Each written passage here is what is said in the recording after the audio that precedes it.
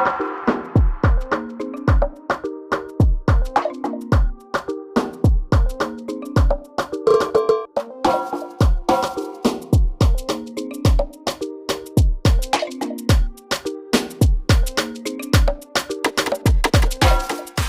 guys support Uganda, support Ugandans.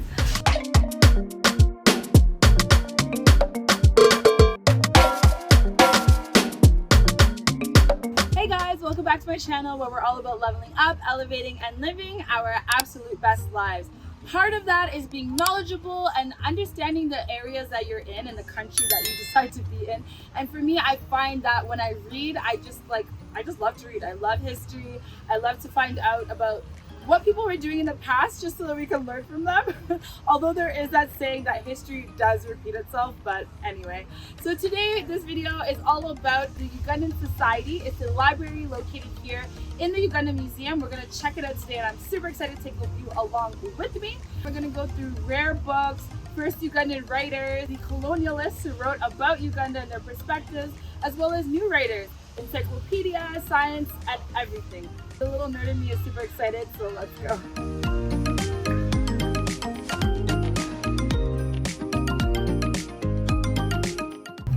So we're starting off here in the front desk, and there are these really cute little photo books that I want to take note of.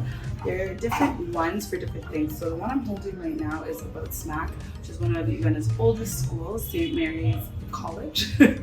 Don't quote me on that. There's another one also on King Mutesa as well. And it's just photos of history, like all the history of what was going on in the kingdom back then and what was going on in the school. I thought these are super cute because they're like little bite size and you can keep them in your house. So they are available for purchase here at the library, and then they have very many other options as well. What we're going to do now is head over to the journal section, which is how Ugandan writers started writing back in the day. Let's go.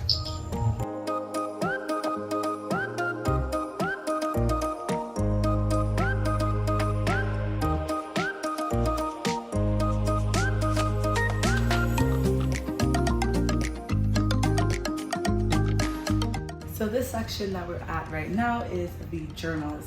So obviously before colonial time, we were a very oral society. So a lot of our historical events were just passed down orally. So once the first colonialists came along and were taking account of everything that was going on, they created these more rare books, which you find throughout the library. And then the journals are the first accounts from Ugandan writers, which is pretty cool because they're like really old looking and whatnot. So the society has been around from the 1920s. People were of course writing from before that, but this was an area for them to be able to have all of the accounts, books, and everything in one spot. So all the founders are actually up on the wall above me, and there are very many over time. The founders and then obviously the presidents and the heads of the society up until today. So now we're in the section of the rare books, which is like my favorite part. It's giving me Harry Potter. Anyway, there are plenty of first accounts, as I mentioned earlier. For example, there's a book here by J.H. Speak. If you guys know Speak Munyonyo, Speak Hotels, those are all named after him, and it's his account obviously from their perspective of the times. You have to keep that in mind when reading them, that they are historical events from a certain lens and perspective. What I do appreciate about the books though is there's little bits of photography, sketches, and whatnot of what was going on during then, which I think was really, really cool. Also, some other cool books I wanted to mention was one specifically, one of the oldest books written by Ugandan, and it is about our kabaka at the time, and I believe it was written in 1912, and it is called, I got my Luganda. Anyway, it is by Apollo Kagwa. I just love it. It's in Luganda, so obviously when I read Luganda, I'm like super slow, like I'm 5 years old, because I'm still like getting there and re-remembering everything.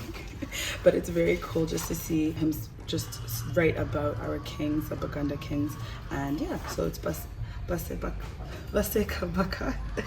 Be Buganda, and Yeah, such a historical account. So one of the things about the rare books, you actually cannot take them out of the library. You do have to come here and enjoy them at the society, and we'll get into memberships in a moment. But yeah, they're very historical pieces, so obviously they're fragile and they cannot be taken out. But it's really cool to be able to come here and enjoy them anyway. The great thing about the Uganda Society is that there's so many historical accounts on different countries within Africa, specifically East Africa, but definitely other areas as well. So how these shelves work is that some of them are organized in specific ways. So right now we're in the Kenya section. There's another section over there, but like Zanzibar and Tanzania and such. I wanted to showcase just a few of the books that there are. From Rhodesia to Egypt is one book that we have here. There's also books on Congo. There's actually many books I've seen on Congo. This one is Across the Great Craterland to the Congo by Barnes. Of course, they're all, like I said earlier, by colonial writers, but there's still accounts that are worth taking note of. Here's one on Zanzibar and its history and its people by Ingrams. And lastly, there's one called A White Woman Among the Maasai, which I found really interesting because I just saw a YouTube video about that, something similar, which I thought was hilarious. So there's so many different accounts, and many of them also have photographs of earlier times, even before like our parents were born and such, which I thought was pretty cool. Here's one, for example, from 1947, and it's showcasing a kingdom within East Africa. So I love that you can find different historical accounts, different areas within Africa. It's not just Uganda, but whatever it is that you're interested in finding out about. So in order to enjoy all of this glorious reading, you do actually need a membership to be part of the Uganda Society, and we're going to talk with one of the staff members here who'll get into more detail about that. Moving to Africa, specifically Uganda, was really daunting with little to no information online about where to live, how to start a business, what to eat, where to hang out, all of that amazing stuff. So I figured I'd start a website where you can book a consultation with me and ask me whatever you like, and then also updates based on the diaspora community that we're growing here on YouTube. So definitely go and check out the website and join the community. So we have Watson here, the coordinator of the Uganda Society, and he's just going to briefly tell us about memberships and how they work. Thank you for the opportunity. The Uganda Society has different categories of memberships. Annual membership for individual members is 100,000, but we also have offers for student membership, which is 50,000 shillings annually. We have institutional membership, which is 250. We have corporate membership, which is 500,000, and then we have life membership, which is 1 million Uganda shillings. Everyone from all over the world is invited to come and subscribe and be a member of the society and read these amazing books. Which is so great. So easy access, affordable, and that's yearly, right? Yes. Yes, yearly. Perfect. Thank you, Watson.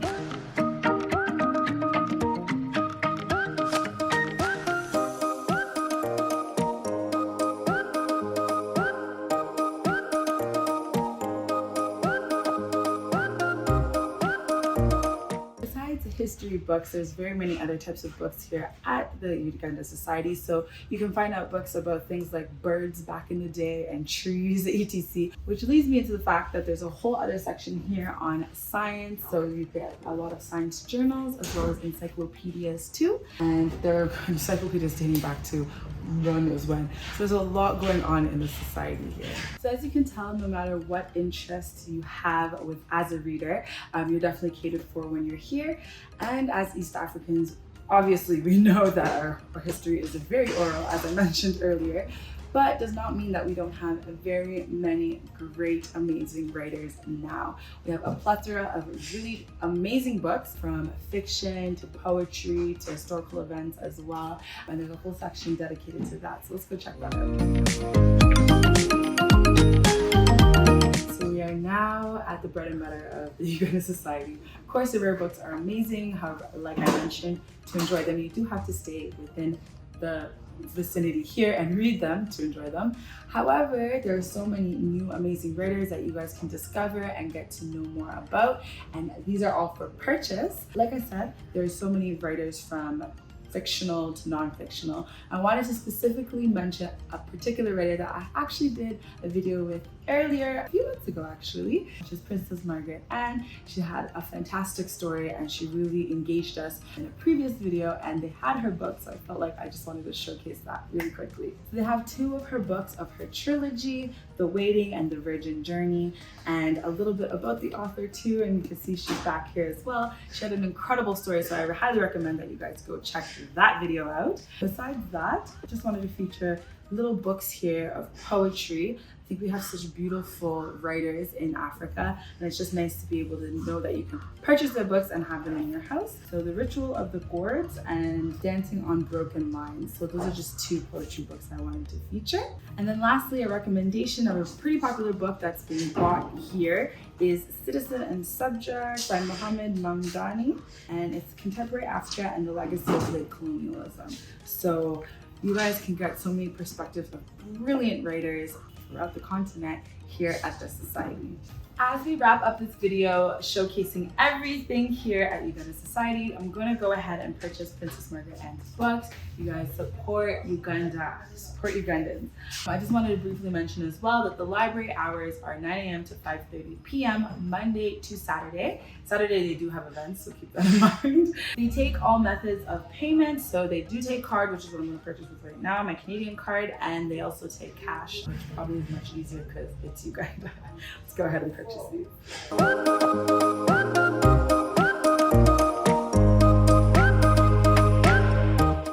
Immaculate, the owner of this beautiful shop, has been here for 15 years, and I really wanted to feature just the cute little craft pieces that she has.